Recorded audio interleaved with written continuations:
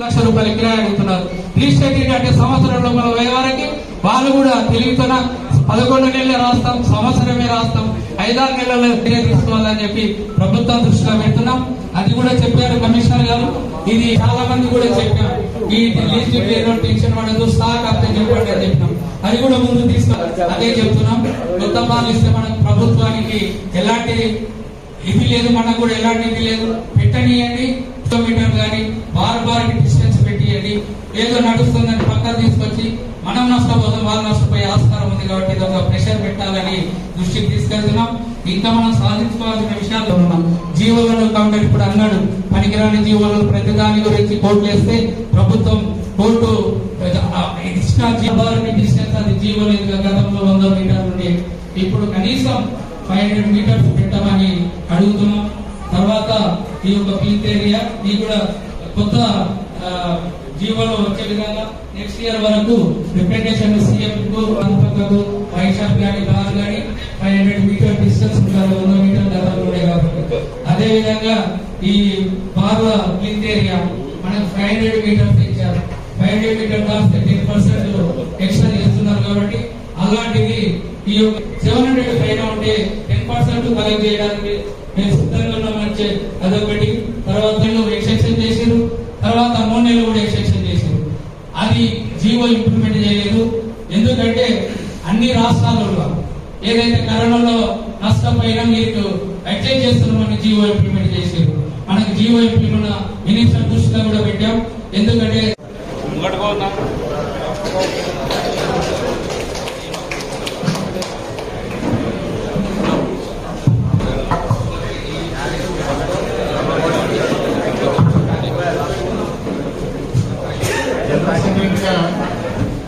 రాజు గారికి మన అధ్యక్షుడు వారు సన్మానించినారు. మోహన్ గౌడ్ ఇక్కడ ఈ క్వార్టర్ లాభం సాధించలే కానీ 4 ఇన్స్టాల్మెంట్ కానీ ఒక్కొక్క బార్కి ఎంత లాభం అయిందనేది మీరు అది అసోసియేషన్ సభ్యులు ఎవరైనా ఉంటే పైకి రావాల్సిందిగా కూర్చున్నాం.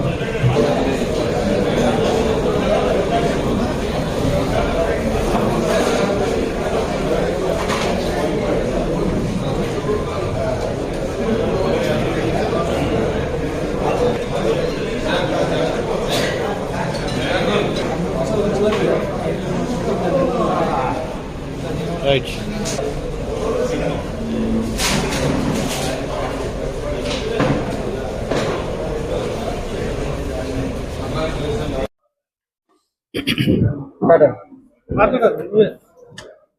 ఈరోజు Telangana bar and restaurant association general body meeting ఏర్పాటు చేయడం జరిగింది. ముఖ్యంగా ఒక కమిటీ జనరల్ బాడీ మీటింగు, అదేవిధంగా స్టేట్ మొత్తంలో బార్లలో ఒక నష్టాల్లో ఉన్న సమస్యల మీద చర్చించుకోవడం జరిగింది. అదేవిధంగా ఈరోజు కమిషన్ కలవడానికి ఇంతకుముందు గతంలో మినిస్టర్ కూడా కలిశాము. ఈరోజు కూడా మినిస్టర్ని కలవాలనుకున్నాం, అసెంబ్లీ ఉంది కాబట్టి కలవలేకపోతున్నాం. ఈరోజు కమిషనర్ గారు కలవడానికి వెళ్తున్నాం. ముఖ్యంగా ఏంటంటే ఈ యొక్క బార్లు నష్టపోవడానికి కారణము అన్ని విధాలా తెలియజేశాం. ఇప్పుడు ప్రత్యేకంగా ఏంటంటే ఈ పర్మిట్ రూమ్ల వల్ల కొద్దిగా చాలా ఇబ్బందికరంగా ఉంది. ఒక రూల్ ఉంది జీవో, ఆ జీవోని ఇంప్లిమెంట్ చేయమని అడుగుతున్నాం. మేము ప్రభుత్వానికి నష్టం కాదు, ఇక్కడ వైన్ షాప్లకు నష్టం కాదు, ఏమి కాదు. ఈ యొక్క జీవోని ఇంప్లిమెంట్ చేస్తే మా బార్లు ఆక్సిజన్తో ఉన్నాయి కాబట్టి ఇప్పటికీ నష్టాలు ఉన్నాం కాబట్టి బాగుపడతామనే ఉద్దేశంతో ప్రభుత్వం దృష్టికి చెప్తున్నాం. ఆ జీవో నెంబర్ 2526 అనేది ఉంది. దాంట్లో 100 స్క్వేర్ మీటర్ ఉంది. దాంట్లో తినుబండారాలు లేకుండా, ఎలాంటి సిట్టింగ్ టేబుల్ కుర్చీలు లేకుండా ఆ రూల్ ఉంది. కాబట్టి గత 2 సంవత్సరాల నుండి ప్రభుత్వం దృష్టిలో పెట్టినాం. ఇప్పటి వరకే అది చెల్లడం లేదు. ఇంకో విషయం ఏంటంటే ప్రభుత్వానికి మేము బెల్ షాపులకు అగెనెస్ట్ కాదు.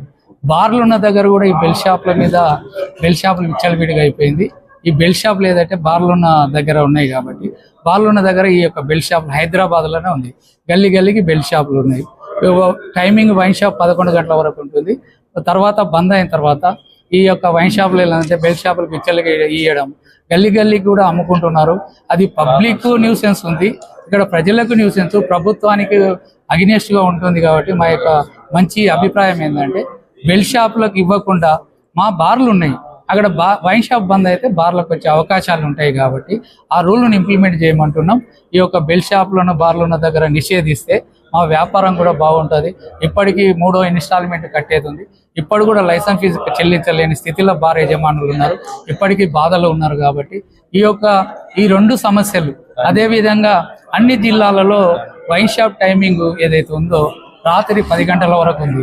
ఓన్లీ హైదరాబాద్ వచ్చే వరకు ఏంటంటే రాత్రి 11 గంటలకు ఉంది. ఈ యొక్క ఎంటర్టైన్మెంట్ సిటీ అన్నారు, గ్రేటర్ హైటెక్ సిటీ అన్నారు, ఆ సిటీ అన్నారు. కాబట్టి ఇది కూడా న్యూసెన్స్ ప్రాబ్లం ఉంది. కాబట్టి ఈ యొక్క కంట్రోల్ చేస్తే ఆ టైం కూడా లా అండ్ ఆర్డర్ ప్రాబ్లం ఉండదు, ప్రజలు బాగుంటారు, అన్ని వ్యాపారాలు ఉంటాయి. కాబట్టి ఆ విధంగా ఆలోచన చేసి ప్రభుత్వం దీని మీద తక్షణమే చర్య తీసుకోవాలని చెప్పి ఈ మీడియా ద్వారా తెలియజేస్తున్నారు. సార్ బెల్ట్ షాపుల వల్ల, ఈ పర్మిట్ రూమ్ల వల్ల రెవెన్యూ తగ్గుతుంది అనేది ప్రభుత్వం దృష్టిలో పెడుతుంది. అది తప్పు. అసలు ప్రభుత్వం ఎందుకు తప్పు ఇదవుతుంది? ఇప్పుడు గవర్నమెంట్కు 2 కన్నులు లాంటివి. వైన్ షాప్ల సేల్ అయినా, బార్ సేల్ అయినా పడేది ప్రభుత్వంకే కదా రెవెన్యూ. వీళ్ళకి ఎందుకు ఏమన్నా అంటే మీ వైన్ షాప్లో ఆప్టేక్ అని అధికారులు తప్పుతో పట్టింది. ఆప్టేక్ ఎందుకు? ఆప్టేక్ మన సేల్ ఉంటే కొనలేమా? వాళ్ళు ఏంటంటే మంత్ ఎండింగ్ వచ్చే వరకు ఆప్టేక్ ఉంది, ఎత్తాలంట. అంటే ఆప్టేక్ అనేది పెట్టండి, కాదనట్లేదు. డబ్బులు ఉండాలి, డబ్బులు ఉండి తాగేటోడు ఉంటే డబ్బులు ఉంటేనే వ్యాపారం ఉంటుంది అన్నట్టుగా ఆ విధంగా ఉంది. కాబట్టి మేము అమ్మినా తాగేటోడు అంటే మేధావిధిగా మేము చేస్తాం. కాబట్టి అదన్నీ తప్పుతో పట్టిస్తున్నారు. వాళ్ళ అవకాశవాదానికి, వాళ్ళ రెవెన్యూ దెబ్బతీయడానికే ఈ యొక్క తప్పుతో పట్టిస్తారు. కాబట్టి ప్రభుత్వం ఆలోచన చేసి ఈ బార్లను కాపాడాలని కోరుకుంటున్నాం. ఈ యొక్క రూల్స్ ప్రకారంగా చేయకపోతే మేము దేనికైనా రెడీగా ఉన్నాం. కోర్టుకు వెళ్ళడానికి రూల్ ఎందుకు ఇంప్లిమెంట్ చేస్తారు, కోర్టుకు వెళ్తాం. కోర్టు వెళ్ళకపోతే స్వచ్ఛందంగా బాల్ కూడా బంద్ చేసే అవకాశం ఉంటుంది. మాకు లాసులు ఉన్నాం, ఎన్ని రోజులు భరిస్తాం? గత ప్రభుత్వం నుండి లాస్ అయ్యింది, ఇప్పటి వరకు కరోనా వచ్చినా కానీ ఇప్పటికి కూడా లాసులు ఉన్నాం. ఎన్ని రోజులు లాస్ భరిస్తాం?